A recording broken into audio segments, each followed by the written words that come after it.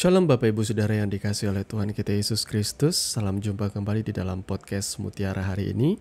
Sahabat bertumbuh dalam saat teduh yang seperti biasa hadir membawa keresahan dan persoalan di dalam kehidupan untuk diangkat menjadi renungan yang kiranya membangkitkan kekuatan iman. Di kesempatan kali ini, bagaimana kabar saudara? Kami berharap Bapak Ibu Saudara dimanapun saudara berada senantiasa ada dalam keadaan sehat dan diberkati oleh Tuhan kita Yesus Kristus. Dan di kesempatan kali ini kita memasuki Mutiara hari ini episode yang ke-241 yang kali ini mengangkat judul Dukung yang mana, Israel atau Palestina.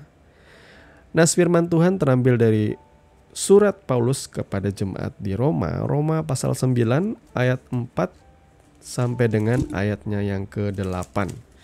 Kita akan membaca nas firman Tuhan ini bersama-sama. Roma 9 ayat 4 sampai dengan 8. Sebab mereka adalah orang Israel, mereka telah diangkat menjadi anak, dan mereka telah menerima kemuliaan dan perjanjian-perjanjian, dan hukum Taurat dan ibadah dan janji-janji. Mereka adalah keturunan bapa-bapa leluhur yang menurunkan Mesias dalam keadaannya sebagai manusia. Yang ada di atas segala sesuatu, Ia adalah Allah yang harus dipuji sampai selama-lamanya. Amin. Akan tetapi firman Allah tidak mungkin gagal, sebab tidak semua orang yang berasal dari Israel adalah orang Israel. Dan juga tidak semua yang terhitung keturunan Abraham adalah anak Abraham. Tetapi yang berasal dari Ishak yang akan disebut keturunanmu. Artinya bukan anak-anak menurut daging adalah anak-anak Allah, tetapi anak-anak perjanjian yang disebut keturunan yang benar. Amin. Nah, Bapak Ibu Saudara yang dikasihi oleh Tuhan kita Yesus Kristus, ya, pada waktu saya take podcast ini ya, podcast monolog ini, ya, berita tentang peperangan antara Israel dan Palestina, ya, secara khusus itu Hamas, ya, itu sedang hangat-hangatnya, ya. Dan judul podcast kali ini tuh sebenarnya bukanlah untuk menyatakan pilihan buat saudara dukung mana, Israel atau Palestina. Itu tidak lantas saya ingin mengajak saudara berpihak kepada salah satu ini, ya. Karena lagi-lagi di hari-hari ini mari kita lebih memikirkan yang paling utama itu manusianya. Kita lebih baik berpihak kepada humanity-nya. Ya. Kita lebih baik berpihak kepada manusia-manusianya, bahwa satu nyawa itu berharga. Alangkah baiknya kalau kita memilih supaya Israel dan Palestina pada akhirnya damai, terjadi gencatan senjata. Hanya saja, ya, saudara tidak akan pernah bisa melihat dengan jelas, ya, masalah yang ada di sana sampai saudara sendiri effort untuk mencari tahu masalah apa sih yang ada di Timur Tengah sana, khususnya di Israel, di Gaza, antara Hamas dan juga kaitannya dengan kemerdekaan Palestina, wacana tentang Israel menjajah Palestina dan sebagainya. Apakah seperti itu kenyataannya? Ya. Saya tidak ingin mengajak saudara berpihak kepada salah satu karena saya pribadi pun tidak berpihak. Orang mungkin akan berpikir, wow, kamu orang Kristen, tentu kamu akan berpihak kepada Israel. Loh, saudara, jangan salah. Walaupun saya orang Kristen, Israel sekalipun bangsa ini, kekristenan di sana itu cuma ada 160-an ribu orang aja. Dari total 9, hampir 10 juta manusia yang ada di Israel, orang Kristen itu cuma terhitung berapa ya, 2,1% aja dari total orang-orang yang ada di sana. Bahkan yang lebih banyak di Israel itu justru adalah orang-orang Arab beragama Muslim, yang bisa dibilang hampir 20% keberadaan mereka di sana. Jadi kalau saya dibilang berpihak kepada Israel oleh karena saya Kristen, saya pikir saya nggak berpihak kepada Israel, ya. Saya juga termasuk orang yang juga mengecam serangan-serangan Israel terhadap Palestina. Tetapi saudara juga harus belajar membuka mata bahwa itu juga bukan soal peperangan antara Israel dan Palestina, tetapi Israel itu menyerang Hamas, pemberontak yang bahkan oleh PBB, oleh negara Eropa, Amerika, Jepang dan lain sebagainya, Hamas itu dinyatakan sebagai teroris. Ya, beberapa orang saya lihat di sosmed, bahkan di YouTube, kemudian juga di Instagram, di Twitter, selalu terjadi perdebatan bahkan sesama orang Kristen dan juga agama Islam, agama Muslim ya, saling ribut ya. Bahkan mungkin ada di antara saudara yang akhirnya bermusuhan gara-gara perang antara Israel dan Palestina. Padahal kan kita orang Indonesia. Kenapa kita harus bertengkar gara-gara pertempuran yang ada di Timur Tengah? Mungkin saudara berkata bahwa kita ini harus mendukung umat agama kita yang sama. Saya pikir jangan seperti itulah. Karena ini bukan soal pertempuran agama. Sekali lagi saya sebutkan tadi ya, di Israel itu yang dominan adalah orang-orang beragama Yahudi. Orang Kristen di sana cuma 2,1%. Bahkan banyak Muslim, orang Arab Muslimnya di Israel. Jadi lucu kalau misalnya dibilang ini adalah perang agama. Justru bukan seperti itu faktanya. Saya juga belajar mengenai perjanjian Balfour, bahwa ketika pada waktu pasca Perang Dunia Pertama ya, Inggris pada waktu itu akhirnya dipercayakan oleh bangsa-bangsa wilayah Israel dan Palestina. Dan kemudian akhirnya ya, kerajaan Inggris ya akhirnya memutuskan pada waktu itu bersama dengan sekutu bahwa di situ memang mereka berharap bahwa di situ orang Israel hidup bersama dengan orang-orang Arab di situ dan orang Palestina juga. Tetapi muncullah kaum-kaum pemberontak yang pengen menguasai secara penuh, ya, pengen berkuasa, pengen berdaulat dan menguasai wilayah-wilayah, mereka berebut wilayah, sehingga akhirnya terjadilah peperangan. Nah, inilah faktanya yang harus kita lihat, saudara ya, faktanya harus kita lihat. Beberapa waktu yang kemarin, kaum pemberontak Hamas menembakkan sekitar 5.000 roket. Mereka mengaku menembakkan 5.000 roket ke arah Israel. Saya jujur ya, dalam hal ini, saya justru akan heran apabila Israel tidak membalas tembakan itu. Karena apa? Karena sebagai bangsa tentu ia akan menjaga atau menyelamatkan warga negaranya. Belum lagi warga negaranya yang diculik oleh pasukan Hamas. Yang ditangkap, diculik, bahkan ada terhitung ribuan orang yang mati juga di Israel gara-gara serangan roket itu. Nah, ini adalah double standard. Ketika Hamas menyerang Israel dan kebanyakan orang Israel mati, banyak orang-orang akhirnya yang mendukung Palestina bertempik sorak. Mereka bilang, "Oh, luar biasa Hamas, Tuhan menyertai engkau Hamas," dan lain sebagainya. Lah, tapi ketika Israel mereka mengambil sikap untuk membela diri dan menembakkan roket serangan balik ke arah Gaza, khususnya ke wilayah-wilayah di mana di situ adalah kantong-kantongnya Hamas. Ya, dan ketika mulai mereka memutus atau melakukan embargo terhadap pasokan-pasokan makanan, minuman dan segala macam, di situ mulailah muncul lagi ya, orang-orang Hamas mulai fly victim dengan berkata bahwa save Palestine, save Palestine. Karena saya lucu, di awalnya kan bukannya Hamas yang menyerang. Dan kemudian akhirnya ketika bangsa Israel menyerang balik, logikanya aja lah, kalau Indonesia diserang oleh negara tetangga kita di Asia Tenggara ini dengan 5.000 roket, apakah pemerintah kita akan diam, saudaraku? Tentu pemerintah kita akan membalas serangan itu karena menjaga warga negaranya. Tentu Indonesia tentu akan mengerahkan segala daya upaya karena ini adalah soal perang, mempertahankan kedaulatan negeri kita. Tentu akan ada pembalasan dari militer-militer Indonesia. Nah, kalau seandainya setelah Indonesia menyerang negara tetangga itu, lalu kemudian kebanyakan negara-negara di luar sana malah mendukung negara tetangga kita, ya itu namanya tidak adil di dalam menilai, saudara ya.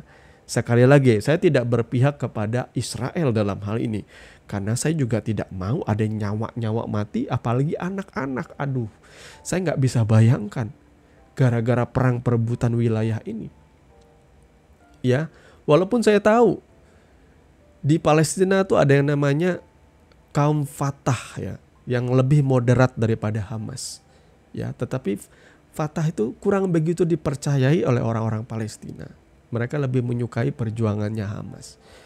Entah sampai kapan pertempuran ini terjadi, yang saya harapkan ialah setiap kita menyerukan perdamaian dan berdoa bagi mereka yang ada di wilayah Palestina dan Israel. Karena sekali lagi, satu nyawa itu sudah terlalu banyak untuk mati, saudaraku. Ya, mari kita berdoa untuk perdamaian aja deh. Karena selama kedua bangsa ini sama-sama kekeh, sama-sama keras, kenapa nggak mereka hidup berdampingan aja bersama-sama? Berdampingan bersama-sama. Bahkan setahu saya, Arab Saudi pun sudah berteman dengan Israel. Sekalipun mereka adalah mayoritas Muslim. Kenapa kita tidak berteman, bersahabat saja sekalipun kita berbeda? Ya, semua agama mengajarkan bahwa semuanya soal kebaikan. Ya, soal perdamaian. Itu sebabnya di sini juga dituliskan memang sejarah dari bangsa Israel itu kelam, saudaraku ya. Bangsa ini mendapatkan tanah perjanjian itu memang merupakan janji Tuhan kepada keturunan Abraham, khususnya kepada keturunan Ishak, ya, dari Sarah, kemudian dari keturunan Yakub, ya, secara spesifik. Jadi Israel ini ada 12 suku. Dan dari 12 suku ini saudara tentu tahu ada begitu banyak nabi-nabi Tuhan. Salah satunya nabi terbesar bangsa Israel itu namanya Musa. Yang bisa juga disebut nabi besar bagi umat muslim, bahkan orang Kristen. Nabi Musa itu adalah keturunan Lewi. Dan Lewi adalah salah satu dari suku Israel. Ya, saudara ya. Nabi Elia, yang kalau dalam umat muslim itu disebut Elias, itu juga adalah keturunan Israel. Raja Daud, Salomo atau Sulaiman, itu juga adalah keturunan Israel. Jadi bisa dibilang semua nabi yang ada dalam kitab perjanjian lama, orang Yahudi, orang Kristen, juga umat muslim itu adalah orang Israel. Ya. Jadi sebenarnya tidak ada alasan kita untuk meributkan soal agama dalam hal ini, saudara ya. Jadi pertempuran ini berlangsung lama. Bangsa Israel itu dijanjikan tanah Kanaan atau tanah perjanjian. Dan untuk mendapatkan itu mereka harus berperang memang. Dan akhirnya mereka menumpas bangsa-bangsa yang ada di tanah Kanaan oleh karena penyertaan Tuhan. Sehingga tanah Kanaan itu akhirnya menjadi milik kepunyaan mereka. Tetapi karena beberapa kompromi, akhirnya ya mereka hidup berdampingan dengan beberapa bangsa-bangsa yang bukan Israel pada masa itu ya. Karena diampuni, karena beberapa di antara bangsa-bangsa itu dijadikan tukang ini, tukang itu, karena memiliki keahlian, saudara ya. Nah kemudian singkat cerita, waktu berjalan setelah zaman hakim-hakim masuklah di dalam zaman raja-raja, muncul lagi namanya kerajaan Israel, dan akhirnya terpecah dua menjadi Israel Utara dan Israel Selatan, di mana salah satunya beribu kota di Yerusalem ialah kerajaan Yehuda bersama dengan salah satu suku, kalau tidak salah itu Benjamin, dan sisa-sisa suku yang lain itu menguasai wilayah Samaria, yakni Israel ya. Jadi seperti itu, beda suku. Bahkan keturunan Israel yang hari ini tuh kemungkinan besar itu hanya kebanyakan tuh dari suku Yehuda. Makanya disebut orang-orang Yahudi. Karena yang dominan bagi orang Israel hari-hari ini adalah suku Yehuda. Ya, Jews itu artinya Yehuda atau Yahudi, saudara ya. Nah, kemudian sejarah kelam itu dialami oleh bangsa Israel ya, ketika mereka dijajah oleh banyak bangsa-bangsa lain, katakanlah di masa kerajaan Babel, kemudian juga Media Persia. Ya, saudara tentu tahu mereka diasingkan, bahkan tanah kampung halaman mereka itu ditinggalkan, ya, saudara ya. Karena itulah cara menguasainya kerajaan-kerajaan di masa yang lalu ya. Jadi sebagian besar dari orang-orang Israel itu dibawa ke tanah pengasingan, ke kerajaan Babel, ke tanah bangsa lain itu. Dan orang Babel dipindah sebagian besar ke tanah Israel, tanah Kanaan itu, saudara ya. Sampai terus menerus sampai zaman Yesus ya, kekuasaan dari kekaisaran Roma ya, Romawi, saudara ya, kekaisaran dari Alexander the Great ya, sampai akhirnya kerajaan-kerajaan Romawi, sampai akhirnya bangsa Israel itu dihancurkan sepenuhnya pada tahun 70 ya Masehi, saudara ya. Sehingga akhirnya segala bait suci dan segala istana-istananya itu dihancurkan, diluluh lantakkan, saudaraku, pada tahun 70 ya oleh Jenderal Titus namanya. Dan banyak sekali kejadian, bahkan kita loncat langsung ke dalam perang dunia kedua ya. Bangsa Israel itu terpisah jauh daripada tanah Kanaan. Mereka tuh istilahnya tuh di apa namanya ya, tersebar gitu loh. Karena mereka cari selamat, mereka akhirnya ikut ke bangsa-bangsa lain ya. Tanah mereka tuh ditinggalkan tanah Kanaan itu. Jadi mereka tuh seperti bangsa yang terpencar ya, diaspora lah istilahnya. Tidak memiliki tempat lah seperti itu. Bahkan zaman Perang Dunia Kedua diinisiasi oleh Adolf Hitler, entah kenapa kebenciannya, apakah karena ia memandang orang Yahudi adalah seorang yang membunuh Yesus. Kemudian juga ada dia mendengarkan tulisan-tulisan dari seorang penulis yang membuat ia membenci orang Yahudi, sehingga terjadilah pembantaian umat Yahudi. Ya, sekitar kurang lebih ada 6 juta ya, kalau tidak salah itu mati di masa Perang Dunia Kedua. Orang Yahudi itu habis dibantai oleh Nazi Jerman, saudara ya. Pembantaian yang luar biasa di masa itu. Orang Yahudi itu, orang Israel itu dibenci. Sejarahnya tuh panjang.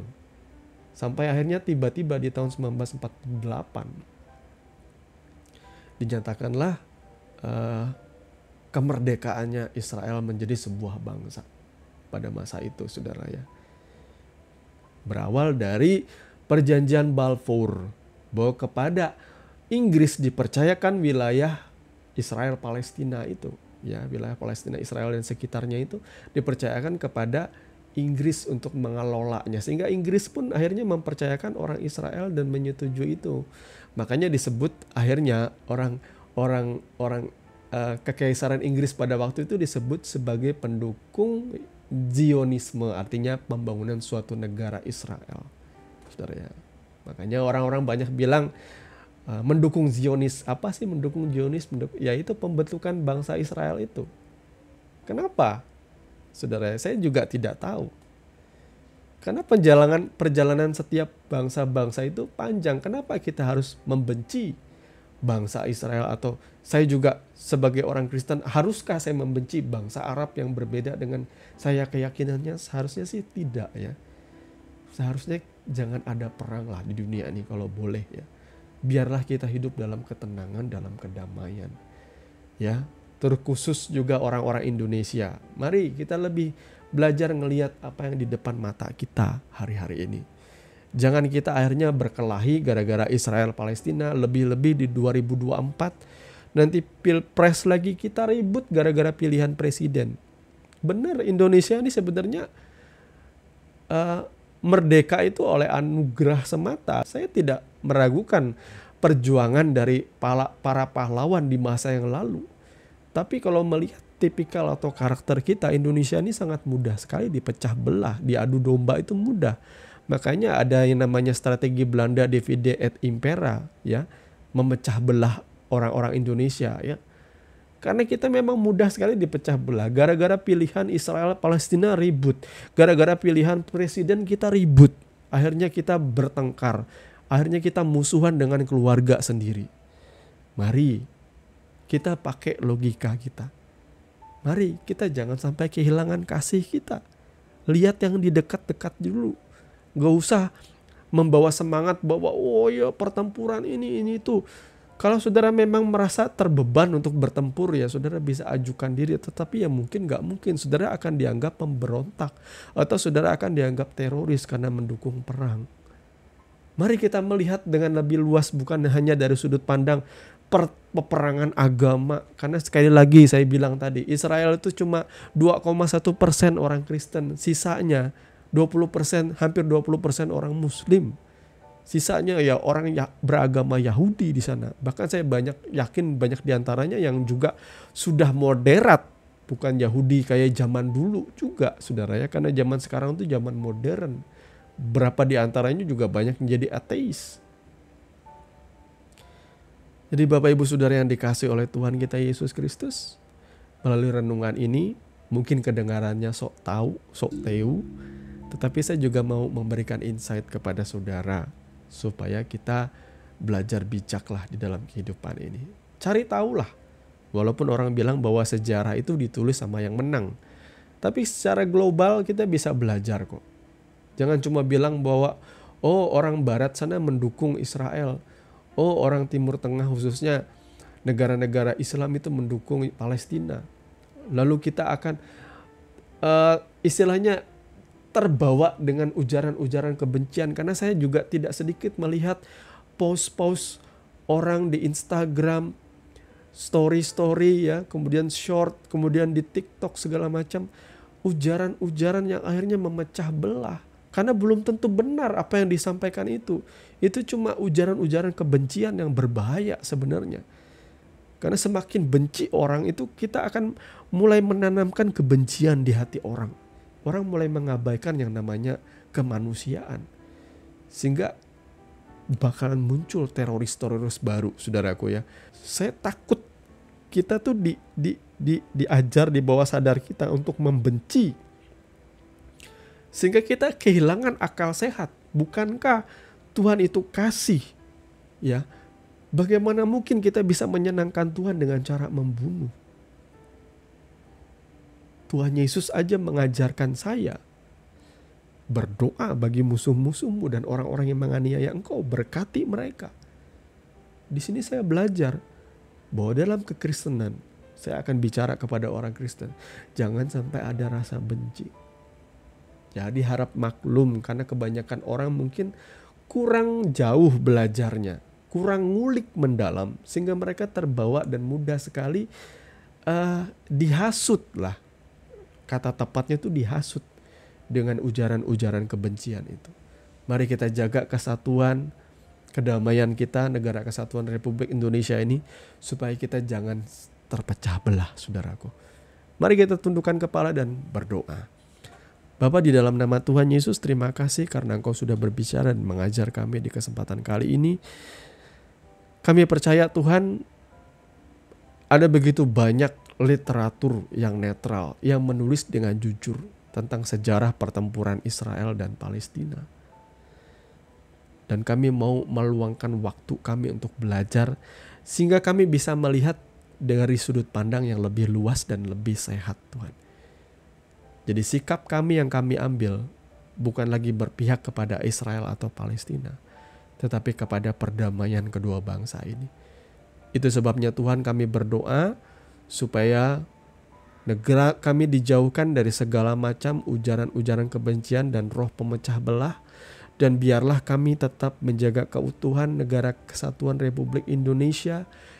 Dan kami bersama-sama memberkati wilayah Timur Tengah khususnya Israel, Palestina, Yerusalem, Gaza dan wilayah sekitarnya.